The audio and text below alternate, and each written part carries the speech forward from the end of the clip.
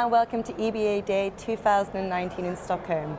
I'm Hannah Wallace, and kindly joining me now in the TV studio is Finextra from Volante Technologies and Lorraine Pace from FIMBank. Hello to the both of you. Thank you very much for joining us. Thank you. How are you so far? Very well. Great. Glad to get started. So we're kicking off the event, the first interview, and I'm going to be talking to you first about payments as a service in the cloud. And Vinay, coming to you, it's a really big trend, and it's bound to stir a lot of discussion at EBA Day. Can you tell me a bit more about the trend? Sure, yeah, happy to do that. I think the important thing is really to look at where the payments business is today. So it's a fast-growing business. It's about $200 billion turnover annually in Europe alone. And at the same time as revenues are going up, transaction volumes are growing up as well, even faster. What that means is that the cost of processing payments is going up as well. So there's a real premium on reducing the cost of doing payment processing. And that's something that payments in the service as a service in the cloud happens to be particularly good at, is helping banks reduce the cost of their infrastructure so they can use those funds for other things, like, for example, providing more value-added services. And that's really the other side of it. It's not just about cost reduction, it's also about the fact that banks today have to deal with a lot more different kinds of payment types, real-time payments, new cross-border settlement methods like Ripple and GPI. And on the front end, they've got to deal with open banking, APIs, and really becoming value-added service providers. A lot to take into account. Exactly. So as a result, the agility that moving to a service model brings, the speed that cloud brings, is, if it were just those things, that would be enough. But the fact that the cloud also is now more secure than a typical bank data center and performs better, really when you put all those things together, it's a huge win for payments as a service providers. Certainly a really exciting development.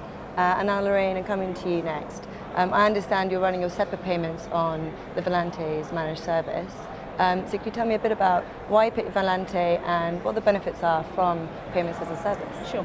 So we, approximately a year ago, we were at crossroads between our current provider, who was providing us with a similar service, and needing to move on from that provider because they were no longer going to provide that service. We met with Volante, happened at EBA Day actually.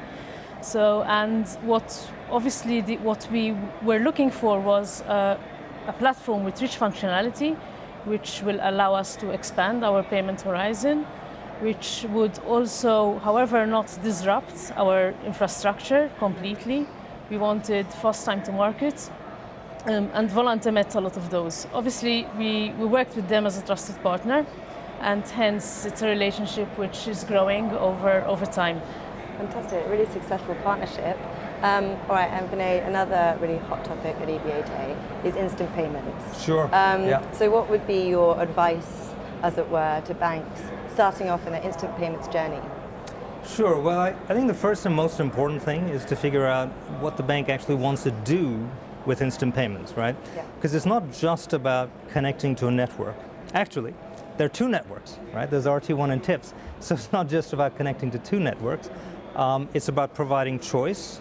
So looking at a multi-scheme option for connectivity is really important. But way more important than connectivity is, well, what are the value-added services that can be provided on top of instant payments? Request for pay type services, for example. Can instant payments be combined with APIs?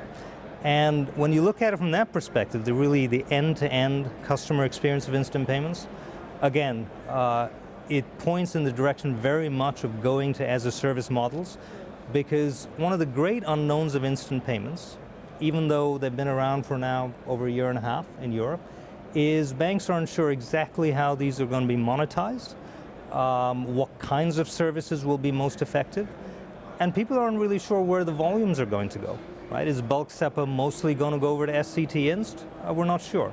So when you have that level of uncertainty, again, moving to as-a-service models in the cloud is a very effective way of dealing with that. All right, and finally, let's talk about corporate payments. What can banks do to win more corporate businesses, would you say? I think what the corporate looks for today is agility. Okay, so it's all about how fast you can service me, how fast I can know about payments I am receiving, how fast will it impact my cash management and my liquidity. So that's the direction of where banks are going. The more agile we are, the more we provide a service to our client which is transparent, because that's what they are after, then the better our value proposition to our clients will be. Well, it would be hard for me to say it better than that, but I'll double down on the agility and speed aspect. One area where we see consistently that corporates want better service from banks is in the speed of onboarding. File formats, end-to-end processing, APIs connecting to and from their ERP systems. Banks that can onboard their customers faster and give them better service along the way, for example, with open banking or instant payments, will ultimately stand to do better in what is becoming an increasingly more competitive market for corporate payments. Fantastic, some good advice there. And thank you so much for sharing your insights. I'll let you get back to the event. Thank you very much. Thank you very much, it's been a pleasure.